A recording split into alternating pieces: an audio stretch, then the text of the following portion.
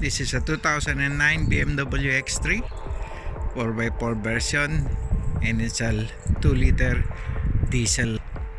So it is in for a few jobs. We'll have to check the charging system, maybe replace the battery. We'll do a service and a couple of other jobs, which is the ABS sensor or ABS and ESP. It's quite common to have them as a problem because of the corrosion on the tone wheel and probably the sensor itself. The other one is the 4x4 switch, which we will have a look, and as we go on, we'll show you, and we will be both learning some of these jobs for this car. So stay with us and we will let you have a peek on how to do it.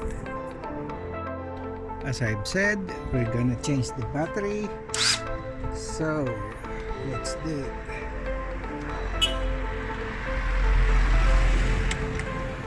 Take out the bracket.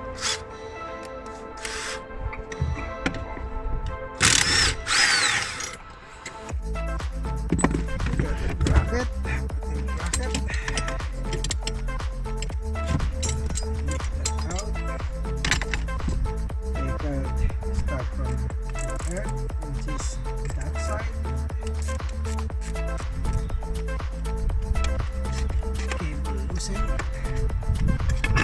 Put it aside. Then we take out the zip.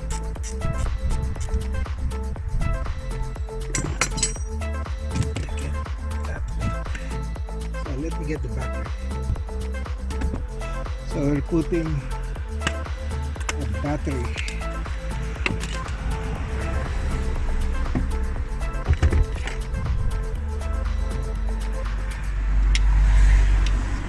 Out.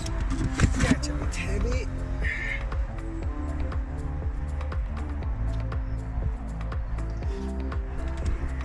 Oh, that's heavier.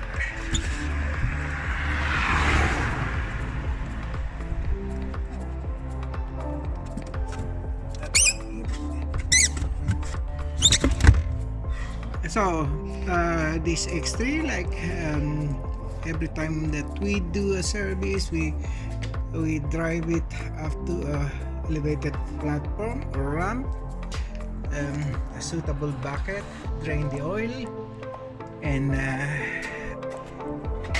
it's since it's SUV, it's a bit high, so I have to have my platform. I can stand on it and access this one. You notice I put a tape, an insulation tape on that oil filter wrench because it's right near to a positive terminal. So yeah, in case you hit that one with your metal thing, it's insulated. So those are the precautions that we did. So we're pulling out the filter now, and as we always do, put it on the side for a while, let it drain, and then we go on and continue the service. Here I will have the cabin filter because now that we are on COVID, we always change this cabin filter. It's for our own good. So change this one. And look at the leaves in there. You need to take that one as well. So I need both hands when I do that. So here we're going to tip more of this wiper washer. Yeah, anyway, I'll just show you. We're putting wiper washer in it, liquid, I mean. So this customer also is quite he wants good stuff, so we put the best brand of filter in there. We're putting MAL. I'll show you the other one. And this is our cabin filter. We're using Bosch. I'll point out this look at this belt. It has a little bit of crack, so best is to advise the customer that it needs replacing. If he wants us to get these bits, we'll get it and replace it afterwards. So let's look at this. Nothing else needs to be done apart from filling up, topping up those liquids. Let's check the brake pads. The brake pads, we still have about, you see that the brown thing over there, it's the brake pads, and we'll just look at that. We still have to advise the customer. It still has got about 50% remaining in there. It's not too bad. The rear one is not bad. I would say it's quite new, meaning that you still have about 80-70% remaining in there. Tires are good.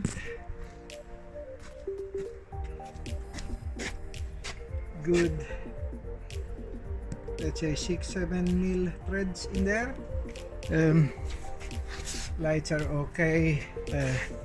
Lenses are okay.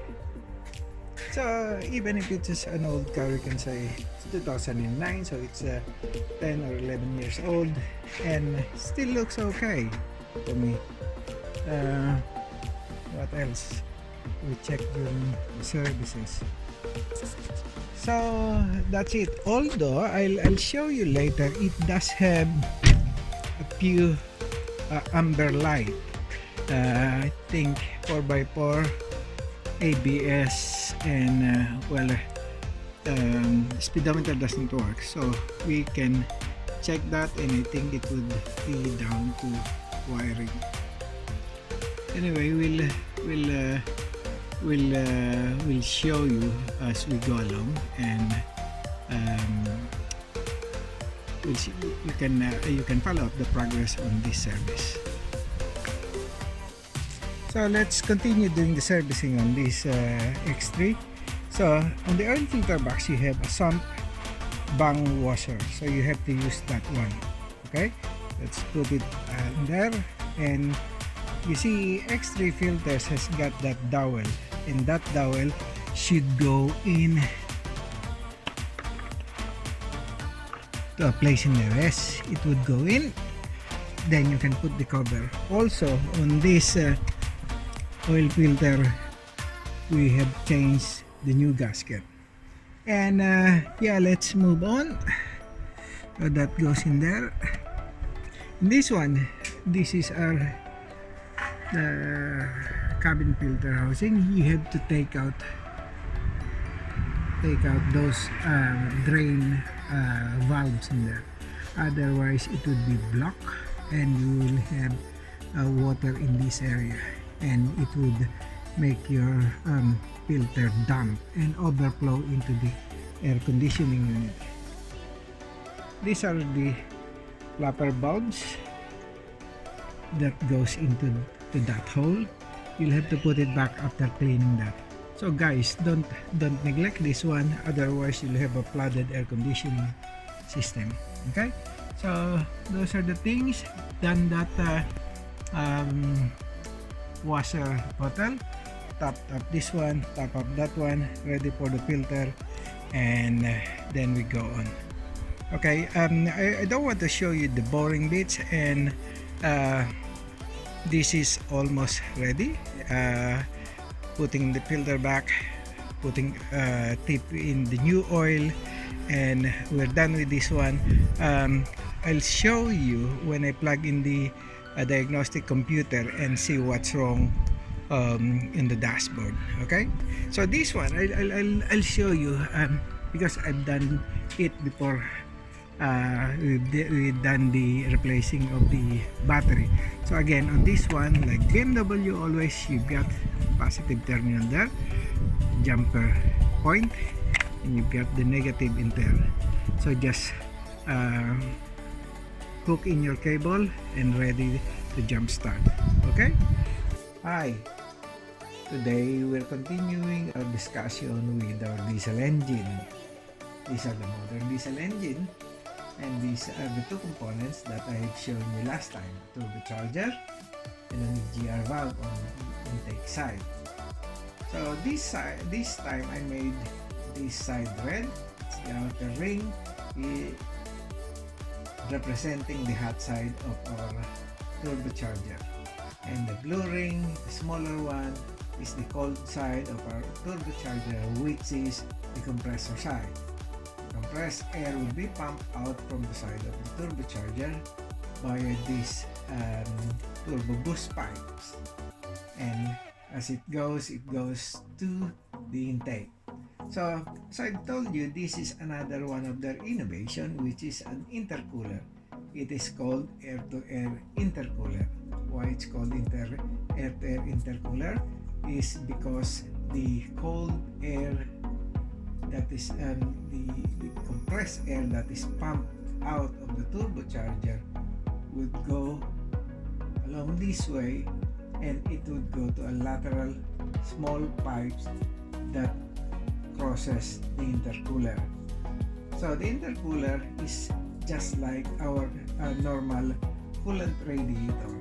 It has lines, it has cooling pins, but only air is passing through the lateral pipes.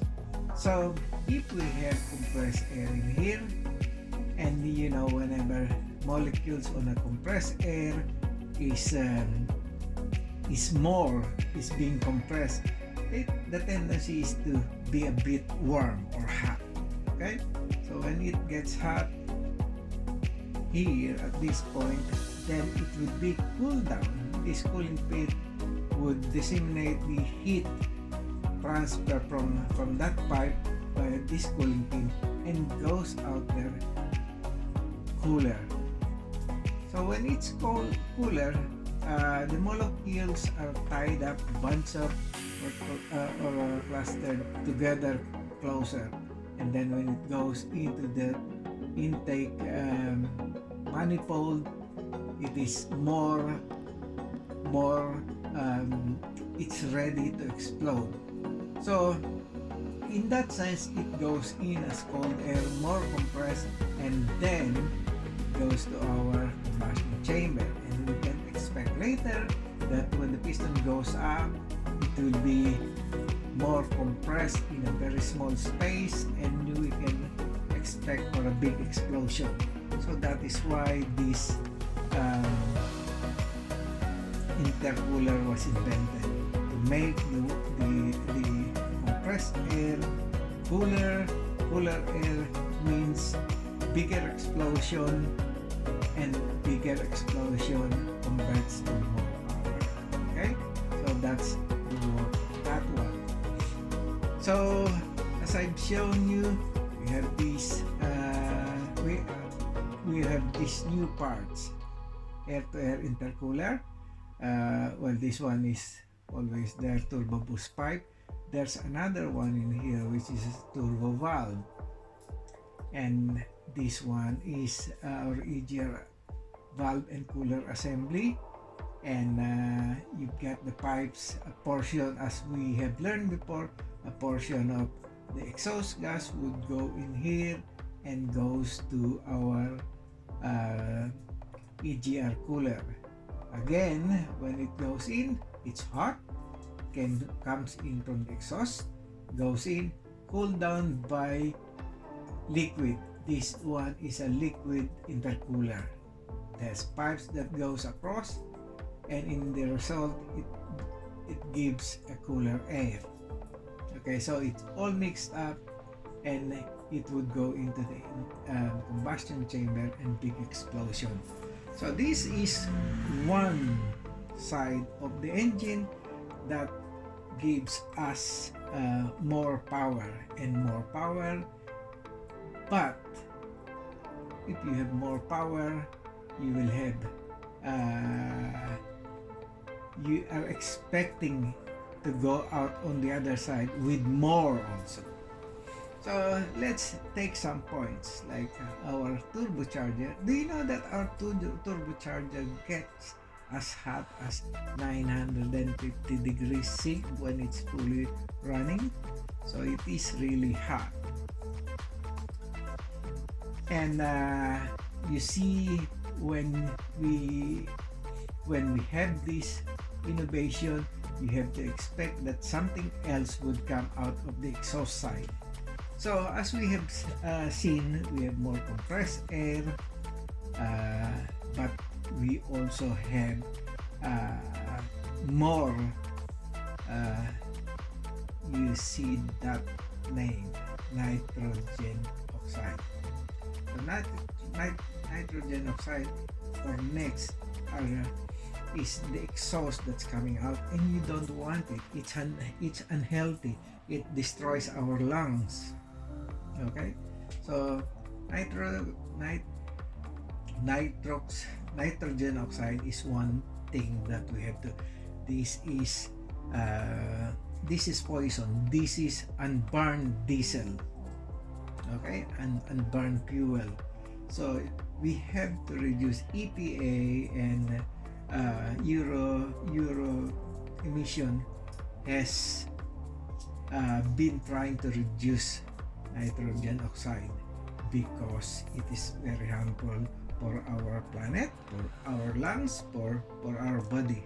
Okay, so again, after this, they have invented this part.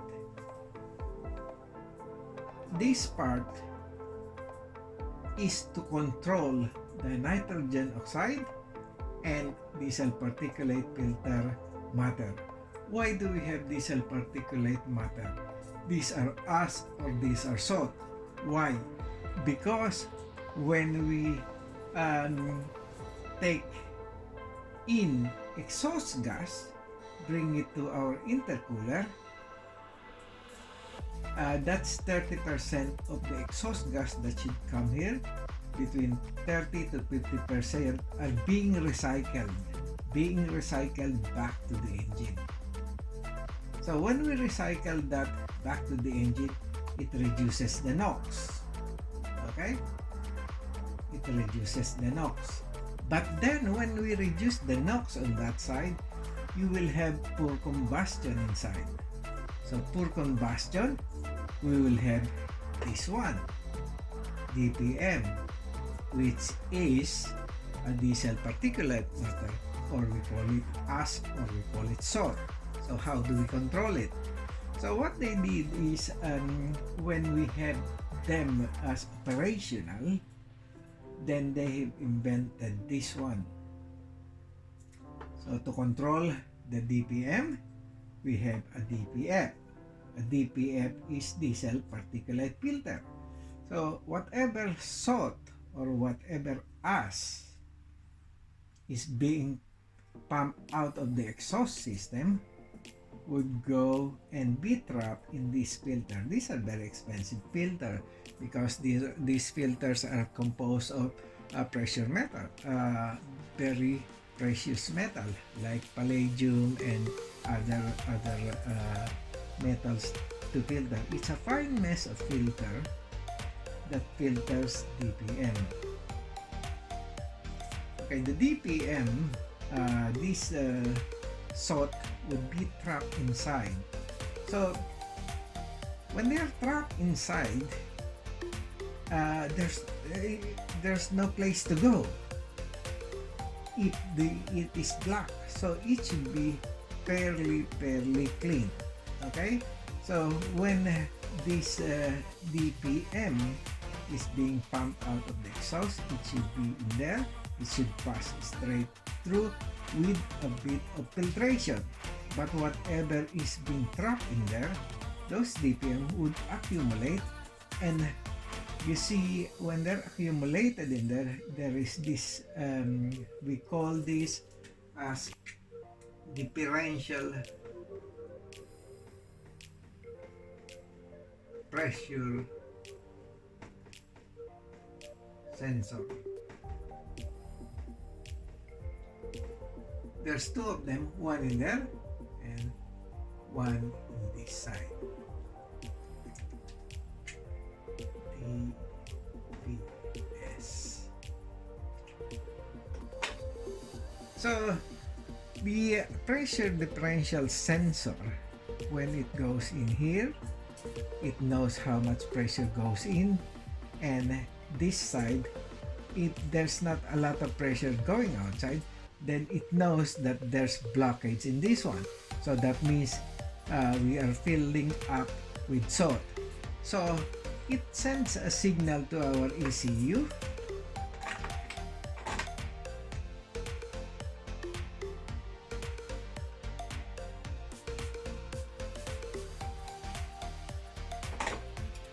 It sends signal to our ECU, and it says that, oh, I think I'm full. So the ECU would send a signal to our injector to dump in more fuel to combust. Okay, the problem is when you're dumping more fuel and you are on a stop-start situation driving your car, it's not reaching that temperature. The temperature on this one to explode and burn all the salt would be 600 degrees C to 1100 to 1100 degrees C.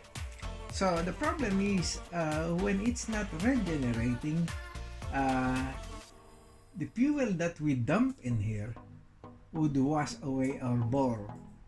It washes the sealing of our piston and liner, and that excess fuel will go into our oil, and that makes our oil dirty. And when our oil is dirty, we know that there's abrasion between the cylinder walls and everything, and that would cause premature failure on our bearing, piston ring, and other components. So we have to make sure that this does.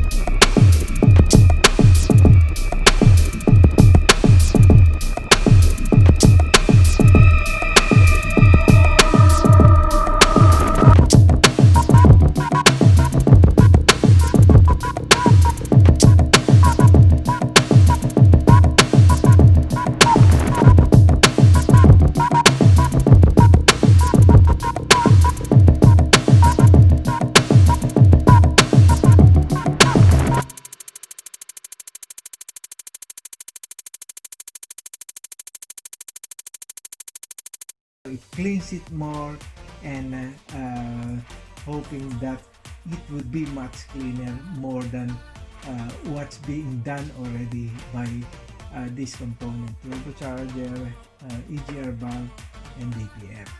So those are the new innovation. Those are the components that are being bolted onto our engine. Those components are bolted so that we can have a better quality of air. So now what do we learn? We learn neutral, AdBlue. Okay, we learn regen, we learn SCR, and we know now that our temperature on our DPF is between 600 degrees to 1100 degrees C, and that would not have cleaning or explosion inside the filter. It would not reach that one. So if you are doing an automatic regeneration, for us what we do is we drive our vehicle for about 30 minutes at a constant speed without changing the gear to high and low, so it would reach a temperature like that. And after that, you can feel that there would be more power, but you would not more noticeable because you will have burning smell. Don't worry about it because it's just regenerating. There are two types of regeneration. You've got the actual normal regeneration by driving it, by driving your vehicle. The other one is called force regen. Force regeneration is we bring the car into our garage, we plug in the computer, we set for regeneration, and then when you start regeneration, the engine would rev up. We have the computer, plug in the computer, set for regeneration, and then when you start regeneration, the engine would go out within 2600 to 2800 RPM, or even 3000 with different cars. So it would be constant for at least, I think, between 25 and 30 minutes, so it would reach that one. But you better be careful on doing a forced regeneration.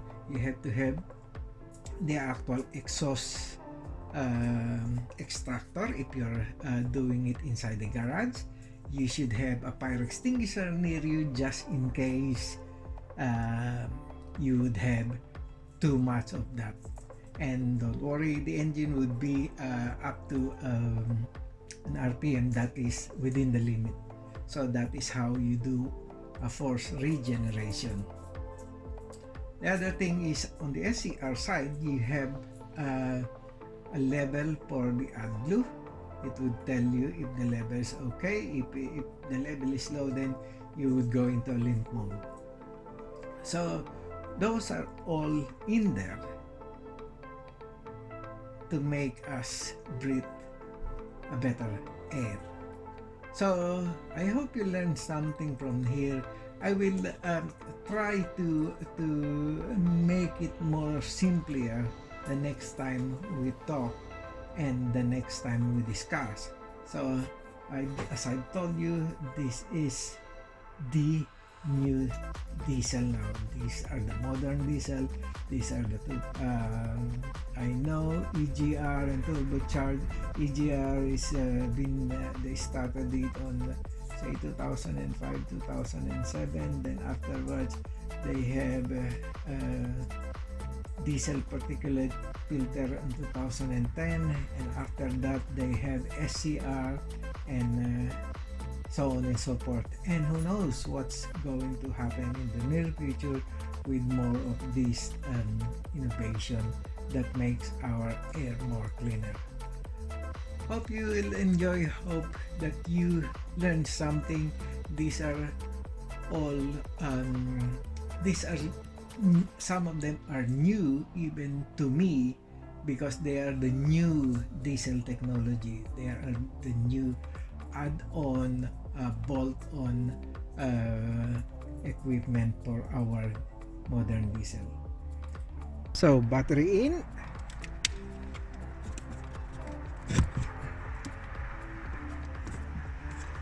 They should have a vent. Breather vent in there.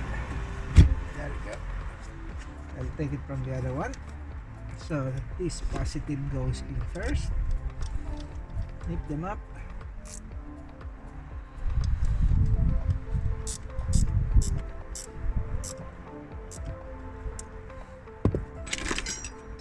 Battery bracket goes in next.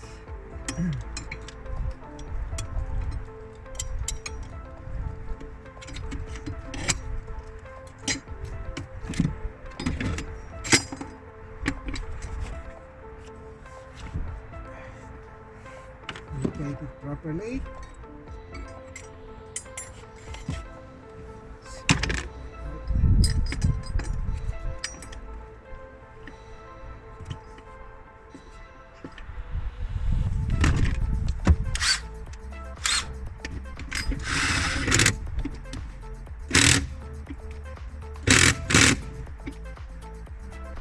Up.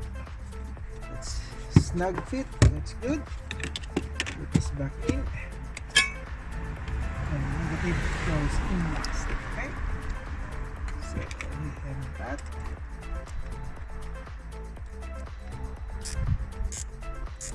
That's in.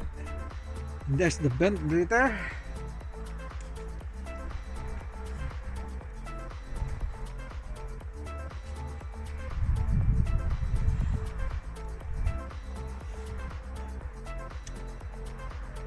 Take it out.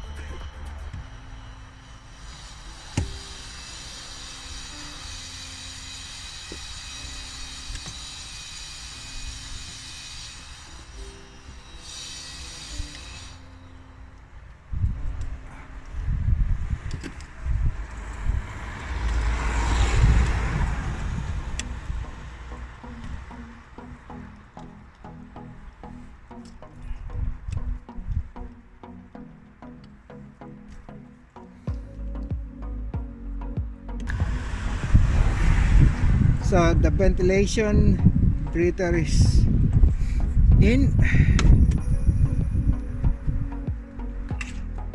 Take out our tools. Make sure they're tight.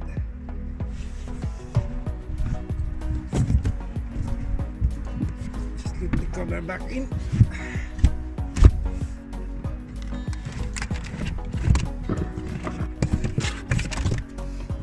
There you go, battery fitted. So let's finish up with this BMW X3. I have checked the charging system. There's no fault code on that. It's charging properly, so I have replaced the battery. That would cure the problem. And also I have done the service on this car, changed the filter, changed the oil, and did a full service. And as you've seen on our video, I'm sorry that I have not shown you the removal of the drive shaft and the ABS sensor. The weather is so bad that I cannot hold the video and remove the bits at the same time. So I've taken it out, and we'll still discuss how ABS sensor and drive shaft problem. So this is the drive shaft that we have removed from that X3, and I'll show you how it works. And also this is the ABS sensor, and you can see that the end of this should be flat, but since it's been rubbing against our ABS tone wheel, it's no longer flat. Okay, so I'll show you the fault of this one is, let me move you closer. See these points, this one, this shiny portion. So the thing is, this is the drive shaft, this is the drive shaft, and that's the tone ring. Okay, the tone ring has got these high points and the low points, and this is what our magnetic ABS sensor is sensing. Okay, so the problem is when this drive shaft gets corroded, the corrosion in between the tone wheel and the drive shaft itself is forcing the tone wheel to buckle up, so it's not a perfectly round sensor afterwards. So if you have our sensor fitting like that, it should sense it as a perfect round or a perfect circle, so it would have a uniform air gap. The air gap should be about 20 thou, 24 thousandths of an inch all across those tone wheel. That's why it's called air gap. So there's a gap between the tone wheel. So the tone wheel in this case, on that shape portion, is not having an actual air gap. That's why it's touching the sensor and shaving it. That's why you have this shiny portion over here. When the sensor picks it up and touches this wheel, it would inform the ABS sensor that one of the wheels is not rotating uniformly with the rest of the wheels. So it could send a signal to the engine control module to reduce or trim power because one of the wheel is not spinning uniformly with the rest of them. And also it could send a signal to the 4x4 system that one of the wheel is not turning properly.